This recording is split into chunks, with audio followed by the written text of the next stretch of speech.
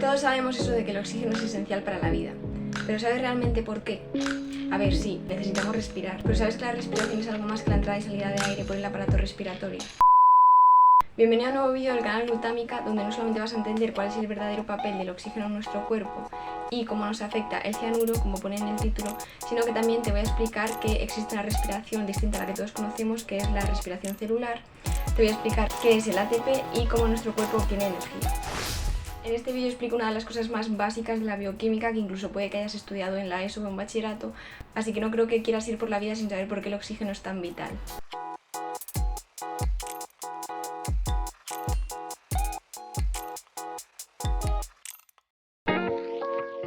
Lo primero que necesitamos saber para entender por qué necesitamos oxígeno es que nuestro cuerpo requiere energía para realizar sus funciones.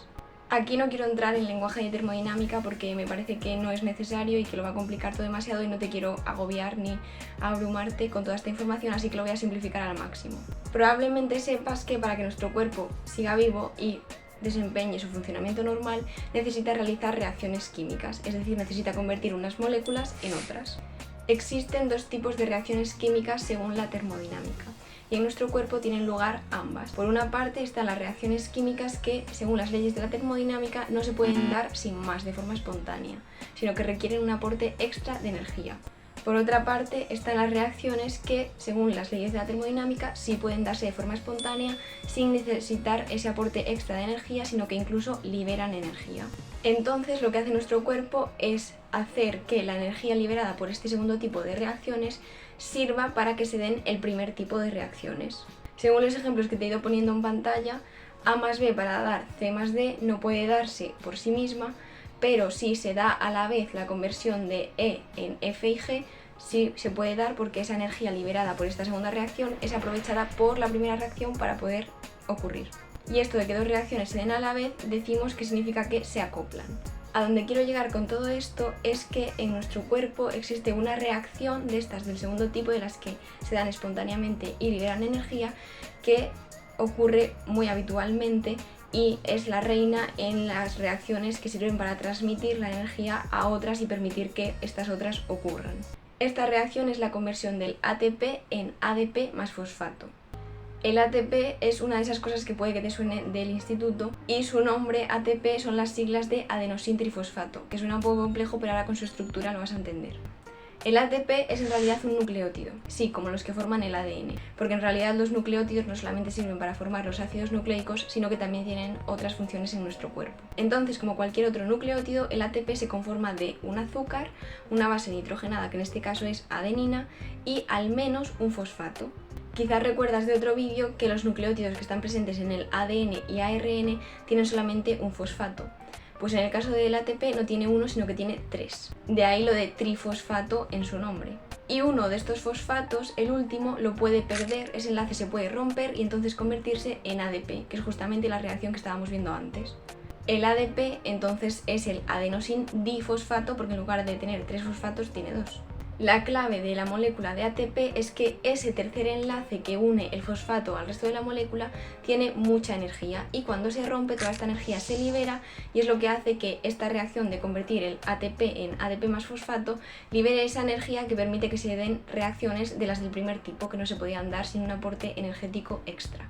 Por eso es tan importante el ATP y se suele hablar de él como la moneda energética del organismo. Ahora que ya has visto qué pinta tiene la energía en nuestro cuerpo y qué es el ATP, vamos con el oxígeno. ¿Por qué necesitamos respirar oxígeno? Pues la respuesta clave que ahora irás entendiendo es para producir ATP. Creo que simplemente con esta frase ya entiendes por qué el oxígeno es tan vital. El oxígeno es necesario para producir ATP y el ATP es necesario para que ciertas reacciones químicas de nuestro cuerpo tengan lugar. Entonces sin ATP no hay vida y sin oxígeno no hay ATP. Pero ¿cómo se relacionan el oxígeno y el ATP? Pues vamos a verlo. En primer lugar, has de saber que existen dos procesos a los que llamamos respiración. Por una parte está la respiración de toda la vida, la que consiste en inspirar y expirar aire y que sirve para llenar los pulmones de aire limpio, es decir, rico en oxígeno y pobre en CO2, y expulsar aire que estaría enriquecido en el CO2 que hemos producido y sería pobre en oxígeno porque lo hemos consumido. Este es el proceso que sirve para incorporar oxígeno y expulsar CO2. Pero ¿sabes a dónde va este oxígeno y qué hacemos con él? Probablemente sí sepas que todas las células necesitan oxígeno, porque quizás te suene que cuando se corta el riego sanguíneo de una parte de un órgano, por ejemplo en un infarto cerebral, esas células mueren porque les falta el oxígeno y los nutrientes que les llega con la sangre. ¿Para qué necesitan estas células el oxígeno? Pues para realizar el otro tipo de respiración, la respiración celular o mitocondrial. Hay alguna excepción de células que no realizan la respiración celular, como son los eritrocitos, que carecen de mitocondrias. La respiración celular, entonces, como te digo, ocurre en las mitocondrias, que son esos orgánulos subcelulares que, al menos cuando yo estudiaba en el instituto, decíamos que parecían salchichas. Pues esas salchichas producen ATP y necesitan el oxígeno para hacer la respiración por la que se va a producir ese ATP. Para explicar la respiración celular debería de hablar de algunos conceptos como el potencial electroquímico, las reacciones redox, pero como creo que son un poco complejos y van a servir solamente para liar, y yo lo que quiero es dar una idea general, pues no me voy a meter en ello, y quizás en un futuro pues haga un vídeo más técnico, más específico respecto a este proceso. Así que vamos a simplificar la respiración celular al máximo. Nos vamos a situar en una mitocondria. Las mitocondrias tienen dos membranas, una interna y otra externa. El espacio que queda entre ellas lo llamamos espacio intermembrana y el interior de la mitocondria lo llamamos matriz. Esto no te lo cuento porque tenga un especial interés en que te sepas las partes de la mitocondria, sino porque esta compartimentalización es importante en la respiración celular y ahora lo vas a ver. La respiración celular la realizan una serie de complejos proteicos, es decir, proteínas asociadas entre sí en complejos, que llamamos la cadena transportadora de electrones. Y estos complejos proteicos, que son 5 en total, se localizan en la membrana mitocondrial interna. Como su nombre indica, lo que van a hacer es transportar electrones. Lo de por qué transportan electrones lo vamos a dejar de lado porque es justamente ahí donde entran los conceptos de oxidaciones y reducciones y de potencial electroquímico. Entonces tú simplemente quédate con que a las mitocondrias llegan esos electrones que, como sabes, son uno de los componentes del átomo, y eso sí, esos electrones no van volando a la mitocondria, sino que llegan formando parte de algunas moléculas que puede que te suenen, como el NADH o el FADH, o igual no te suenan de nada. Y solo quiero apuntar que esas moléculas se obtienen a partir de los nutrientes que ingerimos, como la glucosa. Entonces esos nutrientes darían lugar a esas moléculas que llevan esos electrones y estas van a acabar en la mitocondria. Lo importante de la cadena transportadora de electrones es que mientras los electrones van pasando de un complejo al otro, estos complejos van a poder ir bombeando protones desde la matriz hacia el espacio intermembrana.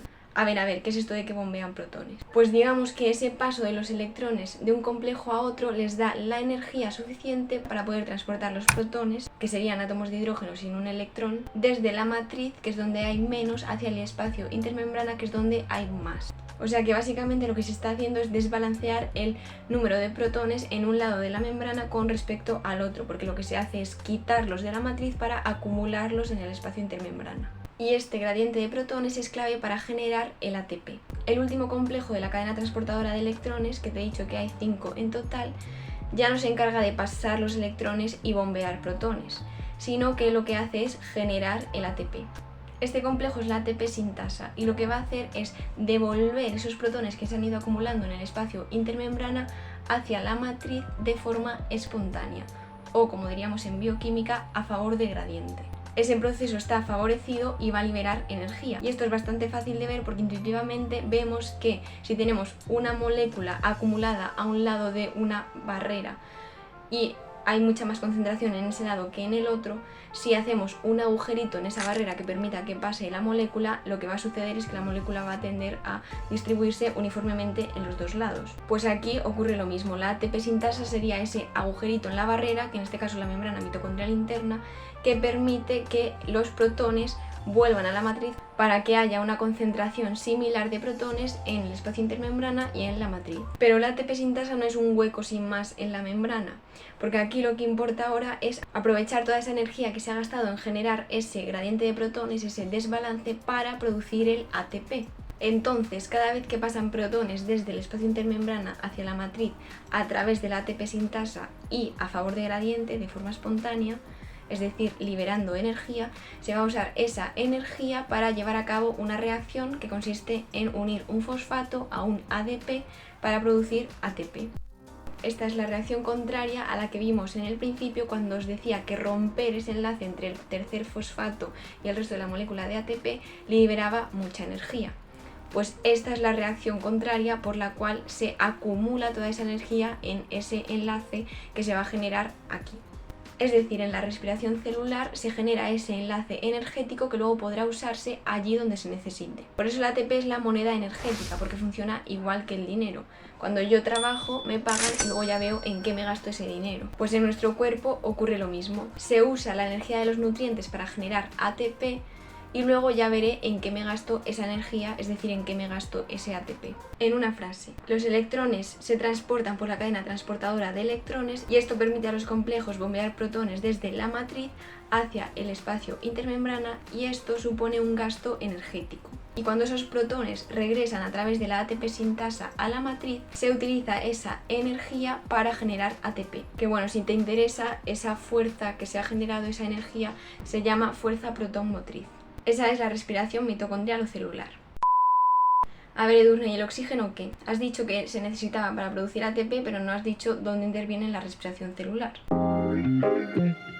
A ver, igual me matas porque sin tener unas nociones básicas de reacciones redox no vas a acabar de entender su papel. Pero básicamente todos esos electrones que van pasando del complejo 1 al 2, al 3 y al 4 tienen que acabar en algún sitio cuando ya llegan al 4. Pues ese sitio donde acaban son moléculas de oxígeno, o sea, O2. Y así el oxígeno jugaría el papel de lo que llamamos aceptor final de electrones. Al llegar al cuarto complejo, los electrones se emplean en esta reacción que ves aquí. Se usan 4 protones y una molécula de oxígeno para generar 2 moléculas de agua. Entonces, como ves, al final estamos gastando el oxígeno para convertirlo en agua.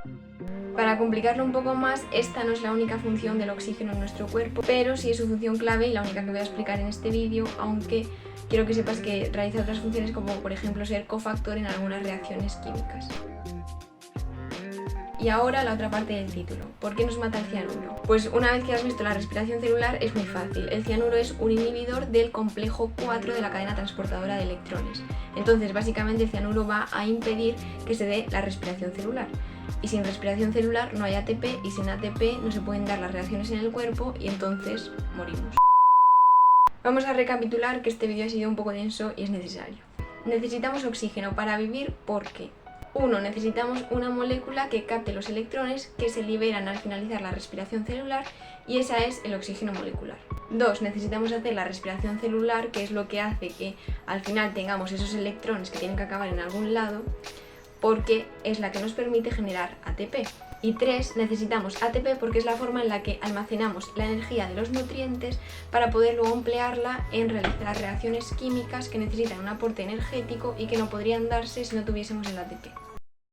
Así que hasta aquí el vídeo de hoy. Sé que ha sido bastante denso, pero es un tema que me apetecía tratar porque, aunque igual no es muy atractivo, me parece que es bastante básico. De hecho, creo que en primero de la ESO ya empiezan a enseñarte que las mitocondrias son las que producen la energía en el cuerpo y creo que en cuarto a mí me empezaron a hablar del ATP. Así que he intentado explicarlo simplificado, pero tampoco dejarlo en algo demasiado superficial, como que necesitamos ATP, se produce en la respiración celular y la respiración celular necesita oxígeno, sino que quería entrar un poquito más en detalle. Así que espero que lo hayas entendido al menos un poco y te quedes con una idea general de por qué necesitamos respirar.